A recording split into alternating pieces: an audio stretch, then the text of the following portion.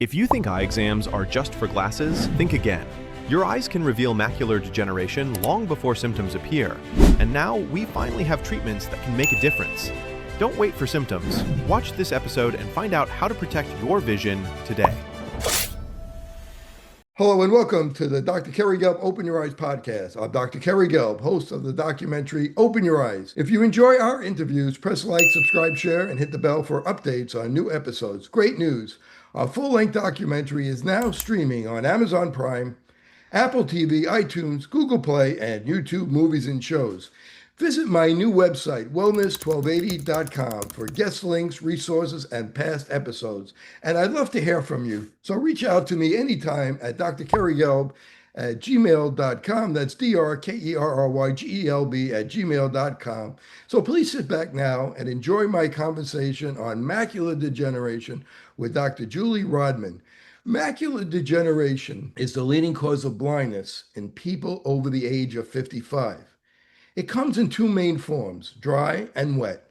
Thanks to medical advances, we now have effective treatment for wet or neovascular macular degeneration, especially if diagnosed early. But until very recently, there was no medical treatment for geographic atrophy, the advanced and devastating late stage of dry AMD. That is beginning to change. Today's guest, Dr. Julie Rodman, is a Florida optometric physician, chief of the Broward Eye Care Institute in Fort Lauderdale, and a professor of optometry at Nova Southeastern University. She has authored more than 50 publications with a focus on retinal disease and is the author of the great book, Optical Coherence Tomography Atlas, or OCT Atlas. In this episode, Dr. Rodman will share the latest breakthroughs in diagnosing and managing geographic atrophy, advances that could change the future of eye care. Julie, welcome to the Open Your Eyes podcast with Dr. Kerry Gelb. Thank you, Kerry. It's a pleasure to be here, and I'm excited to talk about one of my favorite topics, AMD. Well, I'm so happy to have you. You're optometry royalty. You're one of the great teachers in our profession for both eye doctors and students, and we're really happy to have you. I want to start off with macular degeneration is the leading cause of blindness over the age of 55. We all know that, but we've really focused a lot on wet macular degeneration, and we never really talked much about dry or geographic atrophy because there really wasn't a treatment for it, a good medical treatment for it. So can you help us with the difference between dry and wet macular degeneration?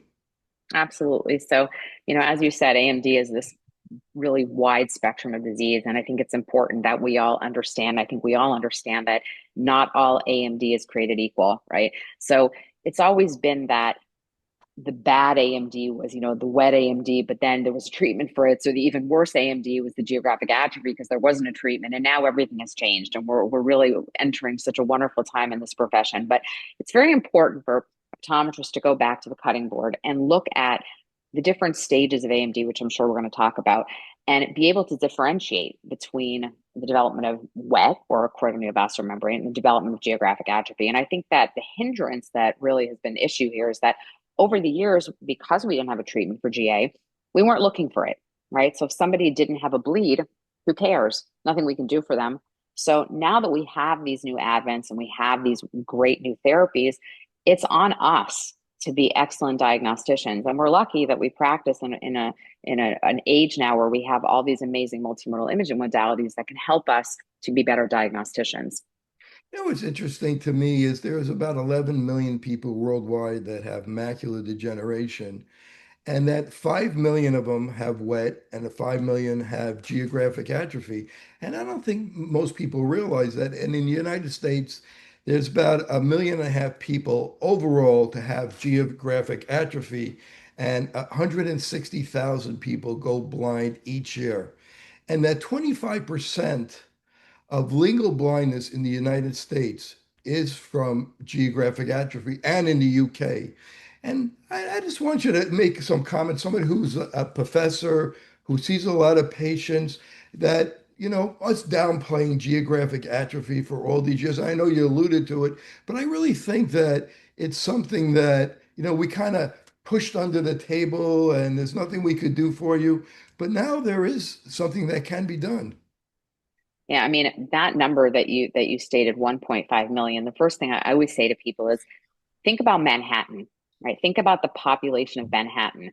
There's about 1.5 million people living in Manhattan. So if you think about it that way, that is an exorbitant amount of patients living with geographic atrophy. And the crazy part is that that's the number of people that actually have been diagnosed. So if you were to look at the population as a whole, I guarantee you there are tons of patients that are living with this disease and don't know that they have it. So we have been both optometrists, ophthalmologists, retina specialists, we've done a really not a great job, I think, identifying the disease, maybe because we weren't looking for it. And even if we were identifying it, there was nothing to do, as I said. So this is a really, really, huge, I don't know if the word epidemic, whatever it is, that we as a profession need to take a hold of and do a better job at diagnosing, because these numbers are crazy. And it's going to keep increasing, right? People are living longer. People are, there's all kinds of medical treatment for all these chronic diseases. So we're living longer, which means more and more people are going to be getting this disease.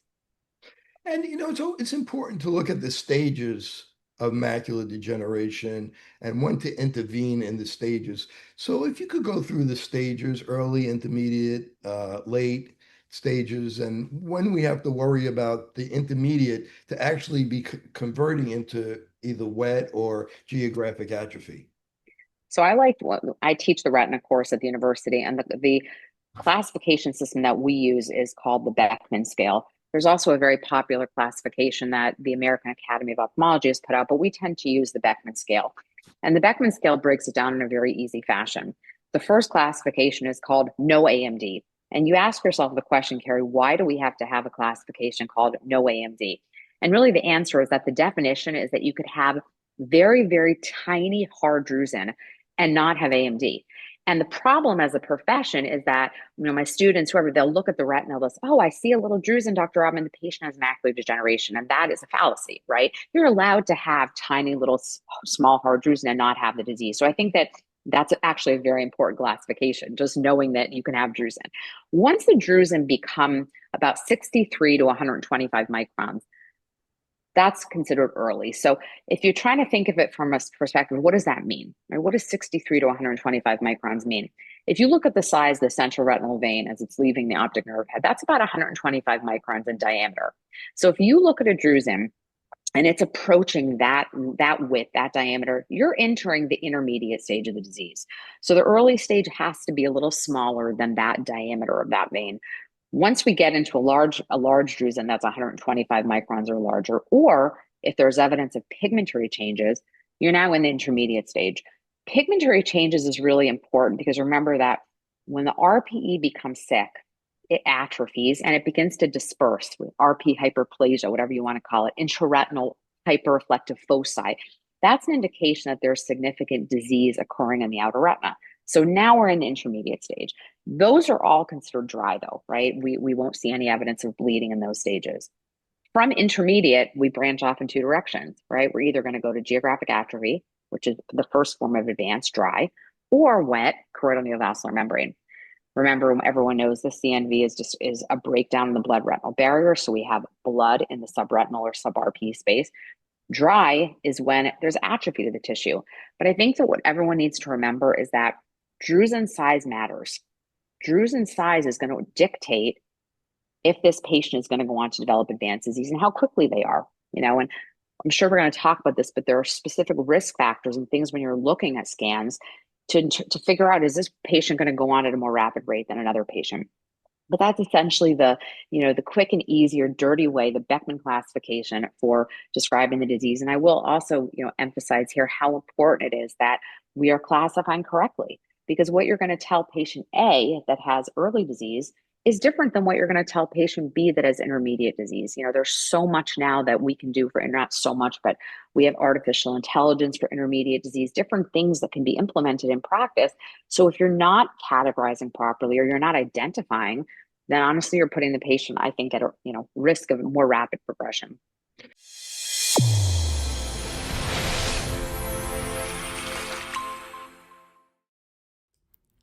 MacuHealth, your science-born and tested solutions for visual performance, macular degeneration, and dry eye syndrome. New products coming soon. Embrace the science. Have you any experience with the artificial intelligence, and how good is it? So I do. So no Television puts out something called 4C Home. They're the only ones I know right now that are doing any, specific AI stuff, at least that I'm familiar with. And basically, if the patient has intermediate AMD, they can be given, or Medicare covers it. It's a device that can be sent to the patient's home. Looks like a little, you look into it like a little, I don't know, microscope or whatever you want to call it. And basically, the patient clicks on a button and answers specific questions about a grid that they're seeing. It's almost like a home Amsler grid, but it's more fun. And if the machine identifies something that could be dangerous, meaning conversion, the patient will be told, I will be told, and that way I can communicate with the patient and let them know, look, I think something happened. I'd like to see you. So I have a couple patients enrolled. Again, if they have Medicare, it's free to the patient, which you can't lose. Commercial insurance, there's a small copay. It's excellent. It's a way that they can, like I said, monitor their own vision in somewhat of a fun fashion. And there's also a new one, an OCT-based one, that's really for wet AMD, which I haven't used yet, but the studies have been extremely positive. I'm testing one by Toku Yeah. that's working with a Oh, combination okay. of So OCT and fundus imaging, and it's very nice. interesting where they give you a bio age based on the blood vessels, but Hmm. eventually it's going to be able to say if you're at risk for cardiovascular disease or kidney disease. So I think Interesting. it's interesting. So Yep. it's interesting when we talked about intermediate AMD. After 2 years, almost 20%, up to 20%, 5 to 19% in the studies will actually progress to geographic atrophy from intermediate, and up 7 to 29% could progress to wet AMD from intermediate after 2 years. So I think those statistics are pretty sobering. What do you think? Yeah. I mean, it argues again to the importance of close monitoring of these patients, emphasizing whether you're going to use, artificial intelligence, whether you're going to give them a home answer grid, whatever it is, making sure that you're following these patients regularly. Not that the regular monitoring is going to change the course of the disease, but understanding who's at higher risk so that we can curb the modifiers. Example, if they're a smoker, right? We know that smoking is the number one modifiable risk factor. So if the patient's smoking, education about smoking. We know that cardiovascular disease is huge. We have patients walking around with ridiculous cholesterol, really high blood pressure. They're not being medicated. They don't understand the correlation between their systemic disease and their ocular health. Exercising, right? Taking an ARED supplement. So doing things that would help maybe to slow down the progression of disease. So it's our job, right? I see doctors that see patients with, big drusen, and they say, yeah, you have macular degeneration, see you in a year. And honestly, I don't know that that's appropriate. I think that monitoring them closely, making sure they're doing what we recommend, could hopefully prolong the development of the advanced disease.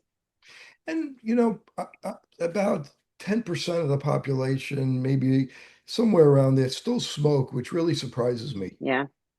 Yeah, it's crazy. And I have patients, Carrie, that know that they're going blind. I mean, they are experiencing it and they will not stop. So it's crazy. It's an addiction, right? And it's hard. We can be telling them everything that they need to be doing, but it's an addiction and they can't stop. And So how it's, yeah, about alcohol? Probably about 12% of the population or drink drinking. alcohol Yeah. Hmm. to an Yeah. abusive amount. What do you think about alcohol as a risk factor? Yeah, I mean, there have been numerous studies about alcohol, and you have to consume a certain amount. I don't know what the exact number is for it to actually be a significant risk factor. So having, a drink, now and then, even one cup of wine a night is not going to be, isn't going to put you at risk. But if you have a significant amount, it's the same idea as sun exposure. People think, oh, I live in South Florida, I'm at a bigger risk. And really what the studies are telling us is that you have to be working, let's say, on the highway, doing construction out in the sun for 8 to 12 hours a day without sun protection for it to become, obviously you want to protect your face, and you want to have sunglasses on, but just living here in the war, Miami is not going to put you at significant risk if you're not doing the proper things. And how about the big belly metabolic syndrome causing inflammation? Yeah, that's a huge one. Another, again, obesity, exercise, free radical formation, things that, oxidative stress on the blood vessels. And yeah, I mean, again, telling now with all the GLP-1 medications, people are healthier than ever, right? So I wonder if there's actually going to be a direct correlation between all the weight loss that's going on and maybe the reduction of some of these really bad chronic diseases. It'll be interesting to see. And then Yeah, you yeah, mentioned supplements. Maca Health makes a great supplement, yeah. and with lutein zeaxanthin, Hmm. mesozeaxanthin. So tell me about the classification. We never really looked at classification. These are new classifications of geographic atrophy using OCT, the eye aura, and all these. This is new Hmm. to a lot of optometrists. I'm sure the optometry students know about this, but a lot of the optometrists and many of the ophthalmologists are not that aware of it. So if you could go through that classification for us. Yeah, I mean, I'm going to be honest, we don't use in the clinical setting, we don't sit and describe um, each OCT that way. What I Okay. will talk through basically what we're looking at. But yeah, that is a very academic, the what you're looking at, iRORA, incomplete outer retinal atrophy. So basically you're looking at the outer retinal tissue and you're determining how much of the outer retina is affected. Okay, so if the sensory retina is affected, you're going to be in more significant disease. If it's just the photoreceptors and RPE, maybe you're beginning to get more significant disease. So what that classification system does, it basically looks at the outer retina. Is there complete atrophy? Is there complete atrophy? Is there atrophy of the RPE and the photoreceptors? Is there atrophy of just the photoreceptors? So I don't know that we classify, I don't sit and say it's CRORA, IRORA in the room. But what I will do is look at each of the layers on the OCT and I'll determine how significant, the damage is. I think another important point with any OCT when I teach OCT is that you have to dynamically scroll through your 21 scans, right? If you're doing a 21 line raster, because how many times does your tech bring you one OCT, right? And maybe on that OCT, the patient actually doesn't even have GA. And then you start scrolling through your images and smack, there it is, right? Looking for another thing, complete outer retinal atrophy, looking for something called hypertransmission, where there has been a loss of the RP completely, allowing for transmission of that light signal to try to transmit down into the choroidal space. We call that hypertransmission. Almost looks like a barcode signal, one of those things you would scan. And that's complete atrophy of the outer retina and RPE, allowing for the choroidal hypertransmission. So again, I don't know that like I said, I don't sit and say what the classification is, but I describe exactly what I'm seeing. And if I see choroidal hypertransmission, I know that I am in the complete atrophic stage and that patient has developed significant geographic atrophy. Let's talk about imaging. You're an expert in imaging. Let's talk about the different types of imaging that we can use for macular degeneration, geographic atrophy. Let's start with color fundus photography. Okay, so color photography, everybody has it, right? This is like the no-brainer of imaging modalities. The problem with color photography is that it does a fantastic job when the GA is very obvious. The subtle GA is very difficult to identify on color photography. So if you're doing a picture, you look at it, patient has a really large drusen. Oftentimes you can say, oh, that's a large drusen, when actually it's an area of atrophy. So color photography is great because it's easy for the patient, it's highly accessible, but we need to be careful because it doesn't always do the very best job at picking up the early signs of GA. And remember, once the patient has significant GA, what are we going to do, right? We really want to identify the early signs of it to prevent vision loss. But the nice thing is now with all the wide field imaging modalities, they have fundus autofluorescence on them. So patients have, our doctors have Optos, they have Aiden, they have Claris. These modalities have fundus autofluorescence on them. So remember, fundus autofluorescence looks at the health and integrity of the RPE, right? It's looking at lipofuscin. So everybody naturally has lipofuscin in their RPE. When you have atrophy to the tissue, you're going to see dark or hypo autofluorescence because there's no RPE there. If you have brightness on the FAF, you're looking at hyper autofluorescence, which is actually increased metabolic activity because the tissue is thick. So we usually see hyper before we see hypo. So the beautiful thing about FAF is that if you have geographic atrophy, it is going to be dark. It is super easy to identify. So if you're getting a fundus image on a patient, you take one extra click, you do fundus autofluorescence, and that's going to help you identify, does this patient have early GA? In fact, I find FAF probably the most powerful tool when I'm talking to patients about it because black is bad, right? So you say to them, you see this black spot? That's why you can't see. Or see this black spot outside, like right over here, when you sew or you knit or you read, you're hitting that black spot every time. So it makes really great sense. And then obviously OCT. Many studies have been done, and OCT, I think, is the imaging modality that most optometrists use. And like I said, looking for certain things on the OCT. we can talk through some of these biomarkers, but looking for things like what we call subsidence or gull wings, which means that the sensory retina is sinking down into the RPE, looking again for areas of choroidal hypertransmission, looking for these hyper-reflective foci or indications that the RPE we talked about has atrophied and is dispersing, looking for reticular pseudodrusen. So there are things on OCT that certainly suggest that the patient has GA. I actually would argue that I think, and I love OCT. OCT might be a little harder than FAF actually to even identify GA sometimes, just because you have to really know what you're looking for. And then NIR is the image that you get next to the OCT. So when you capture an OCT image, you get this black and white image. NIR allows you to actually, or the light penetrates deeper through the RPE and choroidal space, so you can actually see the choroid much better than you can on the FAF. So it's actually opposite. GA is going to be white on NIR. So there's tons of imaging modalities. And to be honest, it doesn't really matter what you're using, but you should be using at least 2 of them so that you're not missing these very early signs of GA. How about fluorescein angiography? Yeah, I mean, we can't do it. That's the problem. It's, for GA, what are you going to see? You're going to get a hyper. You're going to see white because you're visualizing choroidal vasculature. So it'll allow you to see the atrophic areas. I don't know, again, that it's something that we routinely use. OCTA is also nice. OCTA, you can look at it in the same way. You can visualize the choroidal vasculature, but they're not my modalities of choice when I'm trying to identify geographic atrophy. For GA, would you say the gold standard is fundus autofluorescence? And or OCT. Yeah. And now, if you have an area of dead tissue, which we see on fundus autofluorescence, FAF as black, and there's a white ring around it, the hyperfluorescence, right, that means that tissue is dying and it's right. expanding. Right. So that's actually a really good point. Well, FAF, like I said, GA is going to be dark or hypo, but a lot of times you're going to actually see around the dark area an area of hyper or brightness. And if you see that, it's called hyperfluorescence at the junctional zone, meaning the junction between healthy and not healthy tissue. If you see a ring, you should look at the pattern of the ring. And this is advanced interpretation, but there are certain patterns of the ring or this junctional zone that actually signify that this patient's going to advance at a faster rate. So it wouldn't make sense if I told you banded or trickling, or it wouldn't make sense. But those type of things tell the doctor that this is a patient I should refer before I refer the other one. But in fact, anyone that has any hyperfluorescence around a lesion, I would say deserves a referral, just because that indicates that those areas are going to go on to die. And white is going to turn black. And when they did the studies testing the medication, they wouldn't do it unless they had the ring around it. Is that correct?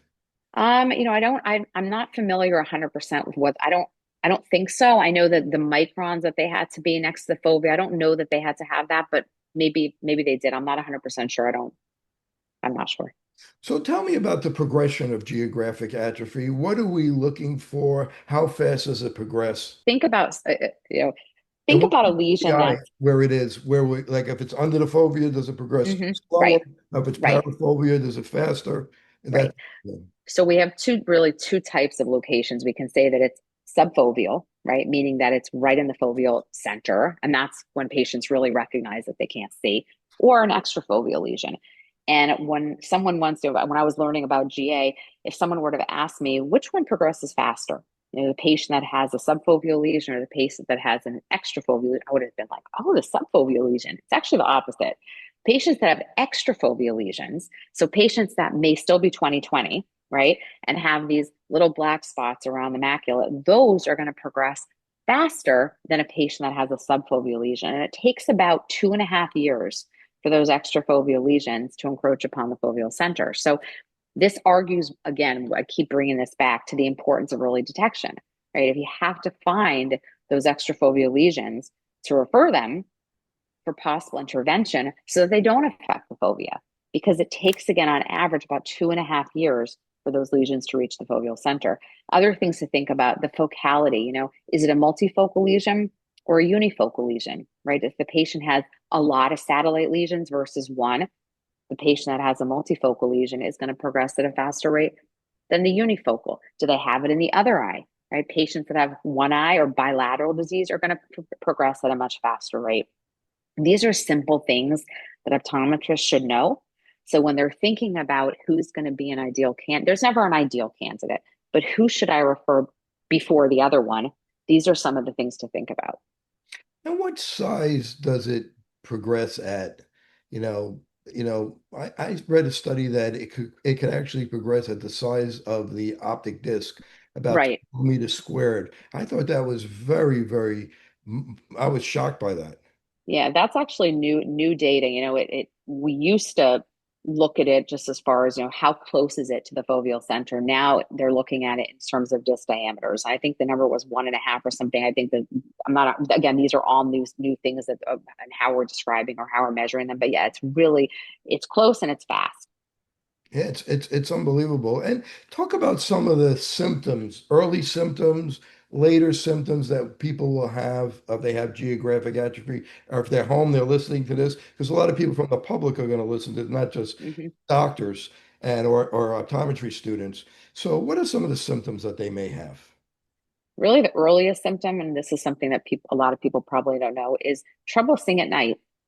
And the reason is that our rhodopsin circulates around in the outer retina, and we need the RP in the outer retina to actually metabolize vitamin A, which converts into rhodopsin. So if your outer retina is not functioning properly, rhodopsin is not going to be able to be converted properly. And that's really what helps us to see at night, right? That's what helps us with our dark adaptation. So when patients come in complaining of reduction with night vision, you think to yourself automatically, oh, they have cataracts, right? That's, I think, the main thing everybody thinks about. But actually, it could be a sign of AMD. So listening to those patients and not just assuming, oh, it's got to be cataracts, could actually be an early sign of macular degeneration. Other things, so again, trouble seeing in low luminance conditions, trouble recognizing faces, right? Trouble seeing people that they once knew, trouble reading, definitely driving, right? 67% of patients lose driving ability like in 2 years of time. It's really, really, it's crazy. Things look shady, things look dark, things look metamorphopic, things like that. And again, I think we automatically think about cataracts. So starting to open up our minds and thinking that possibly this could be AMD. And how about peripheral vision? So peripheral vision is usually fine, right? That's the thing, is that people start to rely more on their peripheral vision, but that's not something that's affected, early on. It's actually not effective. It shouldn't be affected in this disease unless they have multiple things going on. This is, a central vision thing, unless these areas enlarge, to a specific proportion. So let's talk about the pathogenesis of geographic atrophy. Oh, one thing before that, how long does it typically take you get one eye that has geographic atrophy, that you've lost vision? How long does it usually take in the average person for the second eye to be involved? I think like 1.5 to 2 years. Let's go to the pathogenesis. Talk to me about that. So geographic atrophy really is the result of overactivation of our complement system. The complement system is our immune system, right? We use our complement system to protect ourselves when we have a disease, right? That's what we do. Our immune system kicks in. But in GA, there's overactivation. So the thought process with some of these new medications is that if we can dampen down that overactivation of the complement system, then maybe we can slow down the progression of geographic atrophy. And the complement system actually has, 3 branches, so we don't have to go into a ton of detail, but there's these branches converge onto C3 and C5. And C3 and C5 lead to the membrane attack complex. So essentially the idea is that if we can kind of cross off or X off or slow down the messaging to C3 and C5, then we won't get to the membrane attack complex, which is what essentially results in cell apoptosis and death. So these medications, which we won't talk about by name, we have 2 medications. Essentially, one works on C3, one works on C5, and they're intravitreal injections. They're not anti-VEGF. They're intravitreal complement inhibitors. So they're working on slowing down this overabundance of complement that is released in geographic atrophy. With more screen usage and indoor time, myopia, also known as nearsightedness, is increasing and getting worse in children. Now, certified eye doctors can prescribe MiSight One Day, the first and only FDA-approved soft contact lens to slow myopia progression in age-appropriate children. Visit CooperVision.com to find a Brilliant Futures certified eye doctor near you. Do we have any idea why the complement system is overactive? Is it because our body is inflamed and we're not taking care of it well enough, and it's triggering the complement system, the innate immune system of our body, which is, pretty much chaotic anyway, to overreact? Yeah, I mean, I think it's the way that we are combating some kind of it's not really foreign, but this over inflammatory response. We're trying to fight this overactivation that's causing inflammation, oxidative damage, against cell death.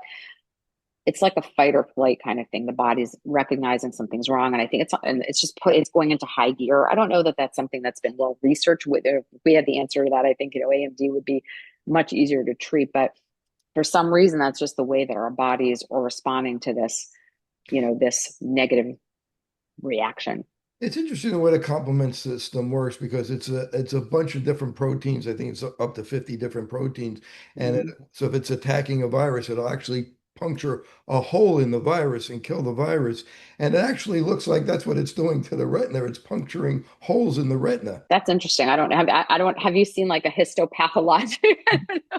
I haven't actually seen that in action, but I guess that when you're injecting this complement inhibitor, that's probably what it's doing. I'm just thinking about the way the complement system works, and it makes sense to me just thinking about it in a simple way, is that it's puncturing holes in the viruses, and it looks like it's puncturing a hole in the retina. So I thought it's pretty interesting. So there's two medication. The class of the medication are these complement system inhibitors. Hmm. Uh, so talk to me about how effective the medications have been in the study. We know that it doesn't cure it. It kind of slows down macular degeneration. So it's not going to geographic atrophy, Hmm. but it kind of slows it down. So what are they finding about how fast it slows it down, how fast it works? Or what percentage of cells stop dying? What can you tell us with that? So as you said, there's two medications, and the statistics are pretty much, they're close to each other. And essentially, they're approved for every month to every 2 month injection. A lot of doctors doing it every other month for safety reasons, but the statistics are between 18 and 35%, maybe a little bit higher the longer you're on it. I think the biggest challenge with these medications has been getting the patient to come back every single month for an injection, which is essentially why a lot of the retina specialists are doing it every other month. And then there was, a lot of talk, obviously, about side effects and the safety profile of the medications, which has been ironed out. They're both extremely safe medications. So, when you talk to retina specialists, there's a lot of things that go into play. Also, people, I know from the optometric perspective, when I do these lectures, people say to me, well, 18 to 35%, that doesn't seem to be worthwhile if I'm going to send my grandmother every single month for an injection. I think that it maybe once again, why I use FAF, if you were to show them a picture and show them how the image is not really progressing as rapidly as it should be then maybe that's more powerful. But sometimes the number doesn't do the best job at identifying how important it is to actually use the medication. And then, we talked a little bit, we didn't talk about it yet, but there's a slight increased prevalence of getting macular neovascularization with these medications. And so, that necessitates an additional injection of an anti-VEGF, which honestly is not a big deal. I know it sounds like the retina specialists are saying that treating the macular neovascularization is actually very easy in the scheme of things and can even be done on the same day as the complement inhibitor. So that's the percentages. What I will say is that, not going into numbers, the longer the patient's on the medication, the more efficacious it is. There is a point in time when it, begins to kind of slow down a little bit, which we would expect over time.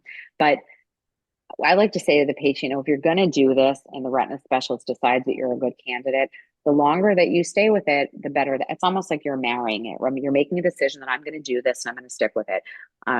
So that's that. I have had a couple of patients that have started and have found it too difficult. And the challenging part is that they don't see a difference, right? It's not like the kind of thing where you have, macular edema from a vein occlusion and you send the patient for an injection and they're like, oh man, yeah, I'm better, I can see again. It's not going to be like that with GA. So the compliance part is hard, despite the statistics and the efficacy and the safety. It's hard for patients when they're not seeing the benefit, even though we see it on the doctor's side. And who should be referred for it, these type of injections? I would argue that any patient that has geographic atrophy at least you should at least make the referral so the introduction is made. I would hate to show up as a patient on the first day to the retina specialist, and they're going to inject me that day, not knowing them. It's different if you have something that happens overnight and you need to be treated. But GA is the kind of thing that they can meet the retina specialist, and the next time they get injected.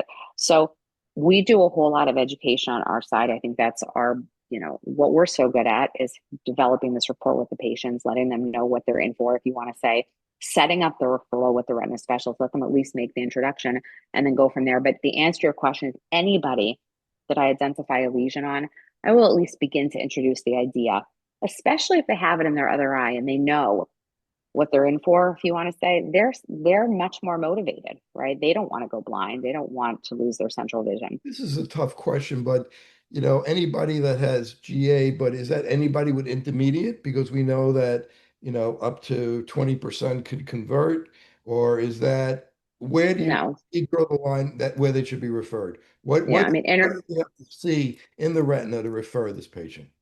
Yeah, intermediate, no. Intermediate, I'll see every 4 to 6 months, depending on the status of the other eye, how reliable the patient is as far as symptoms go.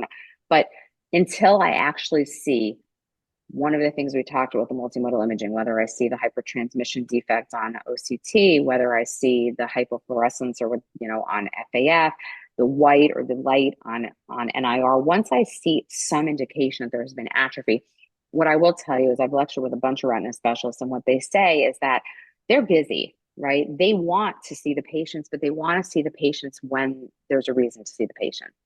Intermediate AMD is in our wheelhouse, right? There's nothing that anybody can do. But the problem, to rewind, and why the education is so important, is that so many of the patients that have intermediate AMD probably have GA that is being undiagnosed.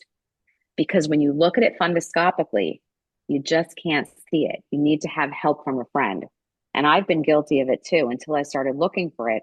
So that is the reason that these patients are not being sent there. But anyone that has any indication of GA, particularly with the risk factors that we talked about, multifocality, bilaterality, extrafoveal location, the junctional zone of hyperfluorescence, these are the patients that need to get there quicker.